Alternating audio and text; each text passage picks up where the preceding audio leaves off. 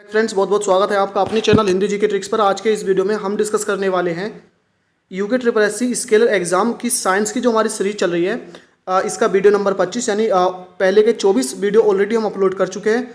I hope आपने वो videos देख लिए होंगे। नहीं देखे हैं, डिस्क्रिप्शन में आपको वीडियो का लिंक मिलेगा, क्लिक करके देख सकते हैं। तो आज के इस वीडियो में हम डिस्कस करेंगे बोर का परमाणु मॉडल, यानी बोर ने जो परमाणु मॉडल दिया था इसमें क्या कहा था। तो इस मॉडल के जो मुख्य बिंदु थे वो निम्न हैं, यानी कि निम्नलिखित हैं। पहला है, इलेक्ट्रॉन नाभिक के चारों ओर निश्चित ऊर्जा वाली वृत्ताकार कक्षाओं में चक्कर लगाते हैं। इन कक्षाओं को निश्चित कक्षा या अनुमत ऊर्जा स्तर कहते हैं और इन्हें KLMN से प्रदर्शित करते हैं। यानी क्या कहा था, देखिए मैं आपको बताता हूँ। ये है हमारा नाभिक। अब जो इलेक्ट्रॉन्स होते हैं वो नाभिक के चारों ओर जो होते हैं वृत्ताकार कक्षाओं में गति करते हैं। ये कहा था किसने? बोर ने।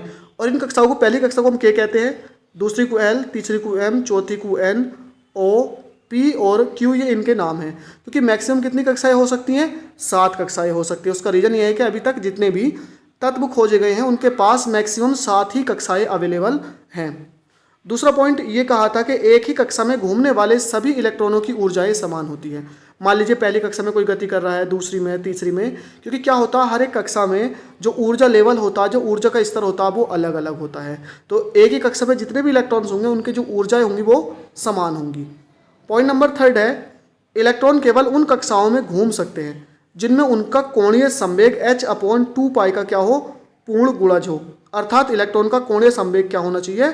क्वांटित होना चाहिए। यानी h/2π, ये नंबर आपको याद रखना, h/2π का पूर्ण गुणज हो, पूरे का पूरा गुणज हो, इससे पूरा कट जाए।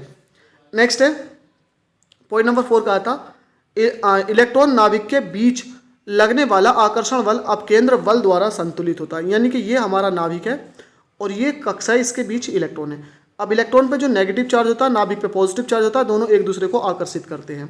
अब इनके बीच क्या होता है? आकर्षण बल लगता है। तो इलेक्ट्रॉन को इसकी ओर को आ जाना चाहिए था, लेकिन इलेक्ट्रॉन फिर भी क्या होता है? अपनी जगह पर ही गति करते रहता है, नाभिक की ओर को नहीं आता। उसका रीजन ये है कि जब भी कोई वस्तु वृत्ताकार गति करती है, गोल गोल गति करती है, तो उस पर एक बाहर की तरफ को बल लगता है, जिसे क्या कहते हैं? अपकेंद्र बल लेते हैं। तो इलेक्ट्रॉन जो होता है नाभिक के बीच जो ये आकर्षण बल है, तो ये जो बाहर की तरफ को इसकी वृत्तीय गति के कारण बल लगता है, जिसे अपकेंद्र बल कहते हैं, इसके द्वारा संतुलित होता है। इसलिए इलेक्ट्रॉन ना तो नाभिक के पास आता है और ना ही नाभिक से दूर जा पाता है। पॉइंट नंबर 5 है, सामान्यतः इलेक्ट्रॉन निम्न ऊर्जा स्तर में रहते हैं, निम्न ऊर्जा स्तर में। और परमाणु की यह अवस्था क्या कहलाती है? मूल अवस्था। तो ध्यान रखना है कि परमाणु की मूल अवस्था में जो इलेक्ट्रॉन रहते हैं वो कौन से ऊर्जा स्तर में रहते हैं? निम्न ऊर्जा स्तर। नेक्स्ट है 6, जब इलेक्ट्रॉन एक ऊर्जा स्तर से दूसरे ऊर्जा स्तर में जाता है तो एक निश्चित मात्रा में ऊर्जा का क्या होता है? आदान प्रदान। यानी या तो ऊर्जा ली जाती है या फिर ऊर्जा दी जाती है। नेक्स्ट है इसकी सीमा, यानी बोर के परमाणु मॉडल की सीमाएं। क्या क्या इसकी सीमाएं, क्या क्या लिमिटेशंस हैं? तो पहली सीमा यह है, मॉडल केवल एक इलेक्ट्रॉन वाले परमाणुओं की व्याख्या कर सकता है। जैसे H मतलब हाइड्रोजन के पास तो एक ही होता है, या दूसरा कर सकता है He पॉजिटिव, हीलियम के पास 2 इलेक्ट्रॉन होते हैं। एक पॉजिटिव का मतलब इसने एक त्याग दिया, तो यहाँ पर भी एक ही इलेक्ट्रॉन बचा है। या Li डबल पॉजिटिव, तो ये सिर्फ इन्हीं की व्याख्या कर सकता है।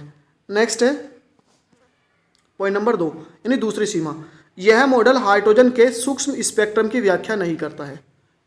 ठीक है, जैसे सतत होता है, असतत होता है, तो इन स्पेक्ट्रम की व्याख्या नहीं करता है। तीसरा है, यह जीमेन प्रभाव व स्टार्क प्रभाव की व्याख्या नहीं करता है। जीमेन प्रभाव या स्टार्क प्रभाव मैं आपको आगे बताऊंगा। चौथा पॉइंट है, यह आबंध के निर्माण की व्याख्या नहीं करता है। यानी कैसे कैसे आबंध बनते हैं, सिंगल बॉन्ड कैसे बनता है, डबल बॉन्ड कैसे बनता, इनकी व्याख्या बिल्कुल नहीं करता। नेक्स्ट है, यह इलेक्ट्रॉन की द्वैती प्रकृति की व्याख्या नहीं करता। द्वैती प्रकृति का मतलब यह है कि इलेक्ट्रॉन्स जो होते हैं इनमें दोनों गुण होते हैं, तरंग का भी और कण का भी, और इसी को द्वैती प्रकृति कहा जाता है। तो इसकी व्याख्या नहीं कर पाता है। 6 है, यह है हाइजेन वर्ग के जो अनिश्चितता का सिद्धांत है उसकी भी व्याख्या नहीं करता, उसके ये विरुद्ध है। अब बात करते हैं जीमेन प्रभाव की। तो चुंबकीय क्षेत्र की उपस्थिति में स्पेक्ट्रम रेखाओं का विभक्त होना जीमेन प्रभाव कहलाता है। क्या? चुंबकीय क्षेत्र की उपस्थिति में स्पेक्ट्रम रेखाओं का विभक्त यानी कि अलग होना, ये क्या कहलाता है? जीमेन प्रभाव।